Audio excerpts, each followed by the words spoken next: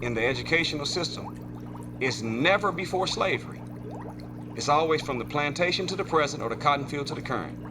You never learn about Imhotep or Mansa Musa or the Nile Valley civilization or Timbuktu or the lost city of Atlantis. We don't learn anything about what we were before we were kidnapped and brought to America and westernized and Caucasianized. We don't learn about what we used to be before we were brought here. We learn about the accomplishments of a slave under the slave master, or about a freedom fighter or a revolutionary who either was killed or their movement was broke.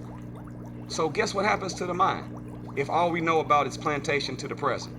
What happens is, if we look back and we see us as slaves living in mud huts, working from can't see morning, can't see night for free, dressed in burlap, then we start getting a little apartment, $10 an hour, couple jackets, and think we didn't really came somewhere. Next thing you know, we start talking about we started from the bottom, now we here. But if we could really learn about ourselves, we would say we started from the top and now we way down here. So in that sense, Black history is a scam that has been offered to give us a pacifier. A pacifier, it looks like a nipple, might even feel like a nipple, but no milk is coming out of the pacifier. It's put in the mouth just to put somebody to sleep. And unfortunately, this Black history, the way it's been taught, has put us to sleep. A distorted history of slavery in school. So as white Americans, most of us don't realize our connection to it. Here's a quick rundown of historical facts I had not been taught. That the North was deeply implicated, that slavery was legal in northern states for over 200 years, that Northerners up and down the economic spectrum made their livings in businesses tied to slave trade and slavery, that Northern mills processed cotton harvested by enslaved people. The Midwest and the West were implicated. They grew food to feed the South, where land was devoted to cash crops like cotton, harvested by the enslaved. Consumers throughout the country were implicated in their everyday purchases of clothing, coffee, sugar, rice, tobacco. People who immigrated from Europe after slavery were implicated. I have Irish, French, and German immigrant ancestors who came to the United States in the 19th century, worked in factories, struggled, but they were given access to the American dream. Why were waves of immigrants flocking here? Because it was the land of opportunity. Why was the economy booming? Why were there jobs? Because it had been built largely on unpaid labor. Once here, European immigrants got to systematically leapfrog over Black families with devastating consequences up to the present day. So slavery built the nation. What are you two finally? We'll go through from indicted to invited. Go ahead and hit that like button. Please go ahead and hit that like button for me right now. Get it out the way. Today's topic, man, we're going to talk about Black history. And I don't know if y'all noticed from my past couple of videos, I've been I'm going to be 58 years old next month. And I've been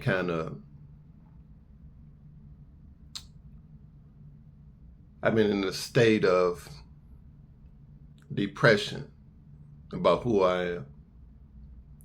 I've been feeling this way my entire life.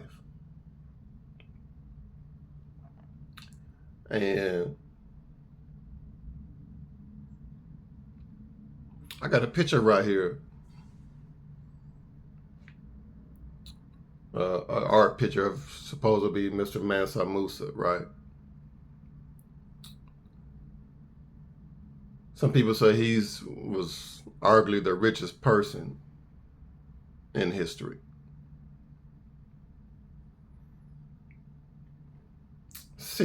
City built of gold back in the day in Africa and all of that, and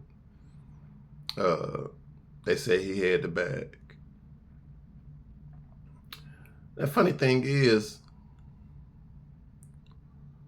if you're as old as me, I don't know what the schools do now because I don't have any kids, but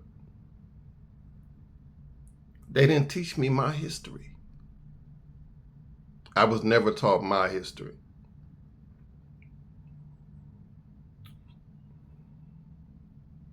going back to slavery is our beginning.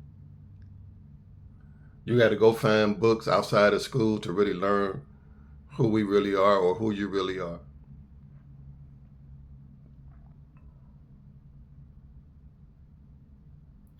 Back in the day, on those plantations, they had a nigga that used to help the massa out. They used to look over the rest of the slaves and go tell massa everything. He was like the snitch. And he used to refer to him as Uncle Tom. So I fast forward in today's times, and I was Uncle Tomming it. I was out here Uncle Tomming it. All them drugs I put into my community makes me a modern day fucking Uncle Tom. And man, that's something I never get over. That's something I never get over, man. These last 8 to 10 years or 12 years, the political agendas and the political race has divided families. And a lot of people are not spiritual or religious anymore. And I'm looking around, I'm like, what is going on? Like, what is going on? And it's affecting me. You know, you get around some dude, I don't care who the president is. I got to get up and go to work every day. I got to get it out of the mud. And ooh. And it's like, it's such a divide amongst the black people.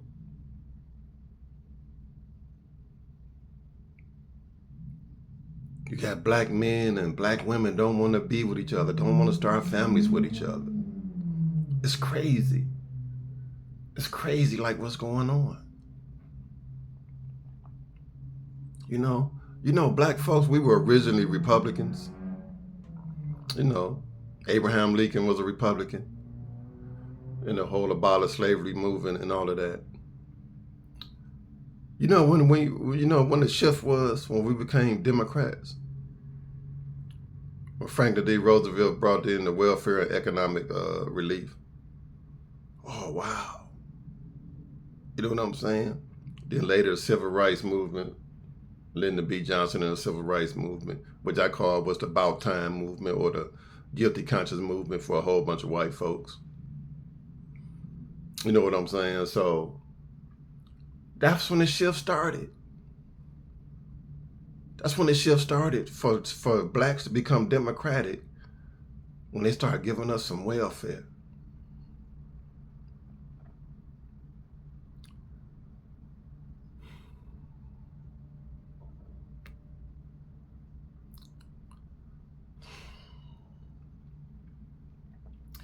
Day after day after day, I have to be around people who just, I'm listening to everything now. It's like my antenna is always up.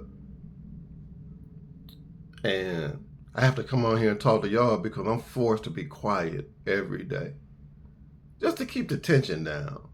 Just to keep somebody from raising their voice. Just to keep somebody from disliking me. I have to be quiet. I have to be fucking quiet.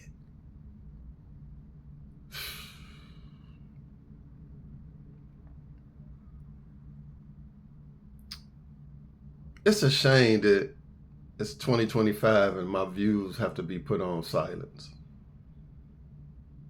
Because it's such a divide, politically, relationship-wise, religious-wise. It's such a divide in the black community.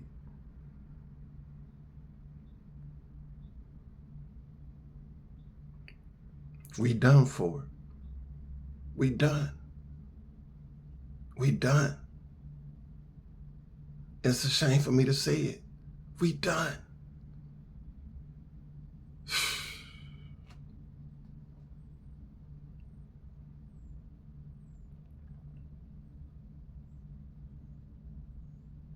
A couple of years ago, I was an advocate against that vaccine. Please don't take it. Please don't take it. Please don't take it.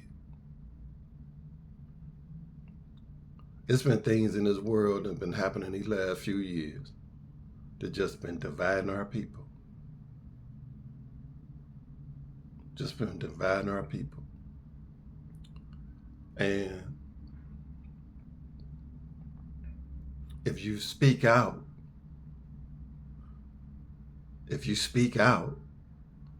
it causes a greater divide. It causes a greater divide. We done for. This is from indicted to invited.